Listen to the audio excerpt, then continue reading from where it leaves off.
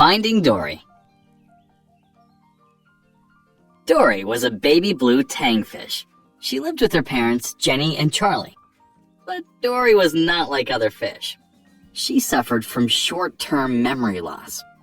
Dory's parents tried to help her with her memory, but nothing seemed to work. One day, her parents taught her how to play hide and seek. Her parents hid while Dory counted. But Dory quickly forgot about the game. When her parents came out of their hiding spots, Dory was sad that she had forgotten again. When she was little, Dory was separated from her parents. Alone, she wandered the ocean looking for them. As Dory swam, she asked the different sea creatures she met for help. As the years passed, Dory forgot all about her parents. She knew she was looking for something, but she couldn't remember what. Then one day, Dory saw a boat pass overhead. Nearby, she heard a panicked voice. "They took my son!" Someone cried out. "My son! Help me, please!" The voice was coming from a clownfish named Marlin. He was looking for a boat that had taken his son Nemo. Dory knew which way to go. "Hey, I've seen a boat," she told him. "Follow me." Together, Dory and Marlin traveled across the ocean and brought Nemo home. Returned from their adventure, Marlin invited Dory to live with him and Nemo on the Great Barrier Reef. Dory was very happy in her new home. One day, she went with Nemo on a class field trip to see the stingray migration. The stingrays were going home. Dory swam after the stingrays, but she got too close to the edge of the reef. She was pulled into the undertow. As her whole world went black, she had a fuzzy memory of her parents. When Dory woke up, she had a strange feeling. "I remembered something. I actually remembered something," Dory said excitedly. "Something important." Marlin asked her what it was, but she couldn't remember. But Nemo had overheard Dory muttering about the Jewel of Morro Bay, California. When he told Dory what she had said, it triggered another flashback. "My family! I remember my family!" Dory gasped. "They're out there somewhere! Let's go! We have to go!" Dory raced off, but Marlin pulled her back. "No, Dory," he said. "California's all the way across the ocean. How come every time we're on the edge of this reef, one of us is trying to leave? For once, can't we just enjoy the view?" Dory looked at Marlin sadly. "Please," she said. "All I know is that I miss him. Do you know what that feels like?" Marlin sighed. "I know what that feels like," he said, remembering how much he had missed Nemo when he was gone. He and Nemo agreed to go to California with Dory. With the help of Marlin's sea turtle friend Crush, the trio soon made it across the ocean. When they got to Morro Bay, Dory swam around shouting for her parents. A group of hermit crabs tried to shush her, but they were too late. Dory had woken a giant squid. The squid chased the trio and grabbed Nemo, but the squid lost its grip, and the friends were all flung into a nearby kelp forest. As Marlin comforted Nemo, he lashed out at Dory. "Go wait over there and forget," he told her. "It's what you do best." Upset, Dory went to find help. Suddenly, she heard a voice. Dory swam to the surface, calling out to Nemo and Marlin. "Guys, I found help!" she cried. Marlin and Nemo caught up with Dory just in time to see a pair of hands grab her and take her away in a boat. The humans dropped Dory into a fish tank and clipped an orange tag to her fin. Suddenly, an octopus popped out of the sink next to her. His name was Hank. He was actually a septopus, an octopus with 7 tentacles. Hank told Dory that she was in quarantine, where sick animals were treated before being released back into the ocean. Then, he explained what her tag meant. "It's a transport tag for fish who can't cut it inside the institute," he said. "They get transferred to permanent digs, an aquarium in Cleveland." Dory told Hank that she couldn't go to Cleveland. She had to get to the Jewel of Morro Bay, California, to find her family. Hank looked at her confused.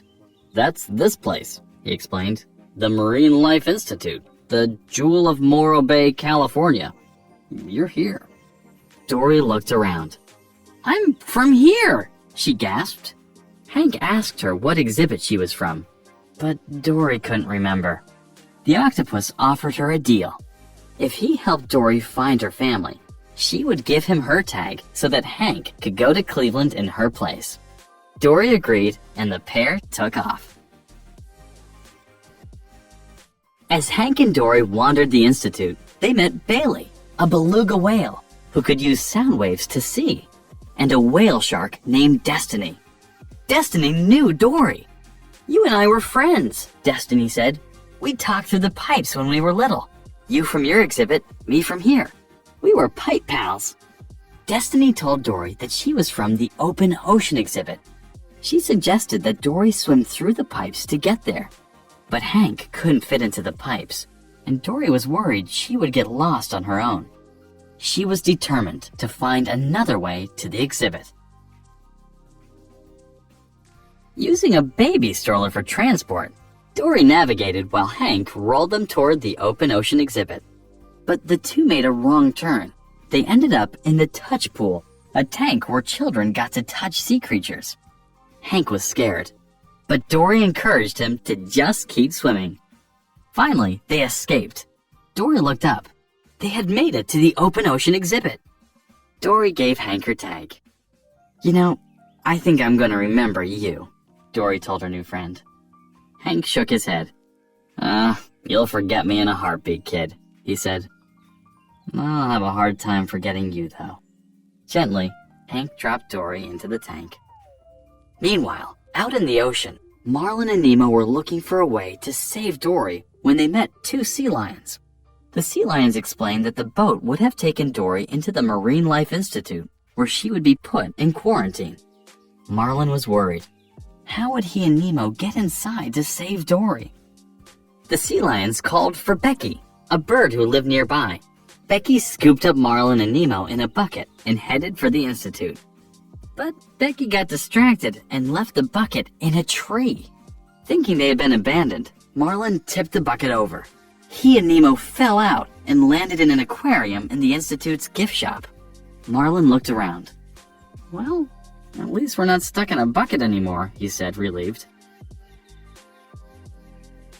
Back in the Open Ocean exhibit, Dory spotted a trail of shells. She followed it and found her childhood home. Her parents weren't inside, but her memories came flooding back. She remembered going outside to look for a shell for her mom and being sucked into the undertow. "It was my fault," Dory said sadly. "My parents, I lost them." Just then, a crab interrupted Dory's thoughts.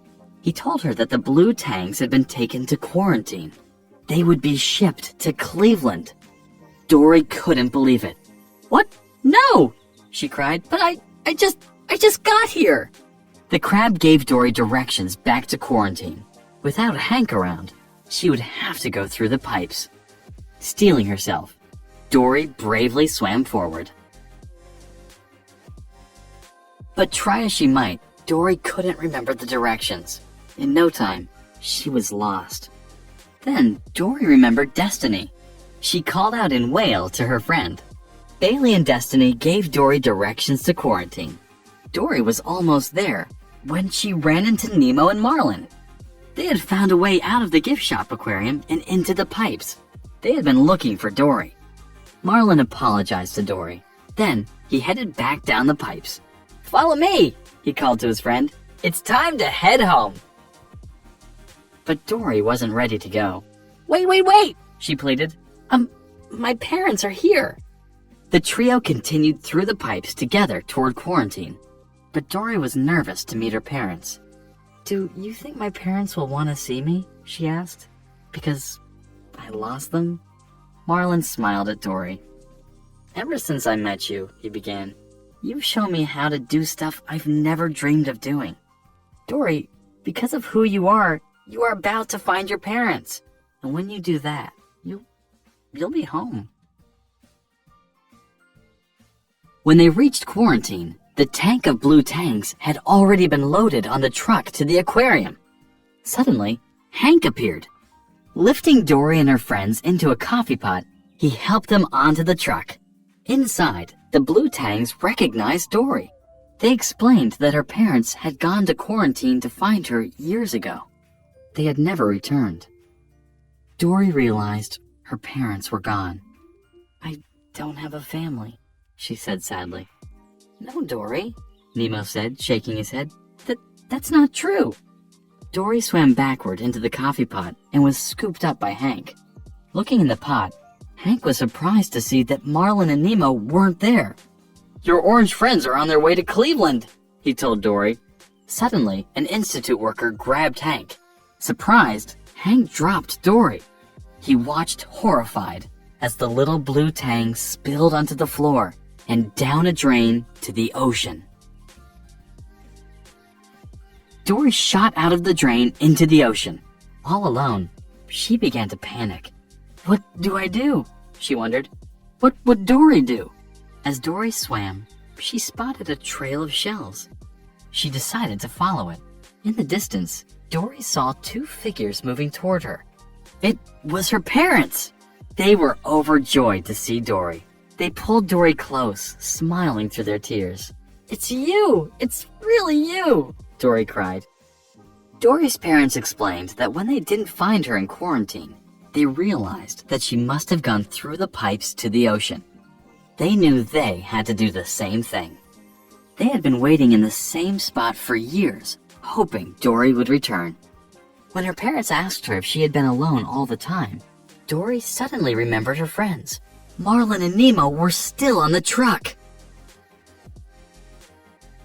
Dory and her parents swam toward the Institute. Dory called out to Destiny to help them. Bailey and Destiny jumped out of their pools and into the ocean. The whale shark was thrilled to see Dory. But Dory didn't have any time to waste. Bailey had used his special sight to locate the truck. Dory asked some otters for help. Destiny flipped Dory toward the truck, and one of the otters caught her. On Dory's signal, all the otters began to hug. It was a cuddle party. Traffic stopped. The otter brought Dory to the back of the truck. Hank took Dory and placed her into Marlin and Nemo's tank. Nemo was excited to see Dory. "Dory, you came back," he said. Dory smiled at him and Marlin. She couldn't leave her family. Suddenly, Hank knocked on their tank. The fish had to find a way to get back to the ocean before it was too late. As Marlin called for Becky, Hank put Marlin and Nemo into the bucket. Hank had just picked up Dory when Becky swooped in and grabbed the bucket. She didn't realize Dory was still on the truck. Dropping Marlin and Nemo into the ocean, she turned around to go back for Dory. Back on the truck, Dory tried to convince Hank to come with them. She didn't want him to go to Cleveland. "Because the best things happen by chance," she told him. "Because that's life, and that's you being with me out in the ocean. Not safe in some stupid glass box." Hank agreed. Just then, the truck doors slammed shut, locking Dory and Hank inside. Hank was ready to give up, but Dory refused. "There's gotta be a way! There's always a way," she said with determination. Looking up, the two spotted a vent in the ceiling. Hank was relieved. "Holy carp," he cried out. "There is another way." Together, the pair squeezed through the vent. Holding Dory, Hank stretched himself across the windshield. The two institute workers inside the truck jumped out. Hank took the driver's seat and set Dory in a cup. He steered while Dory navigated.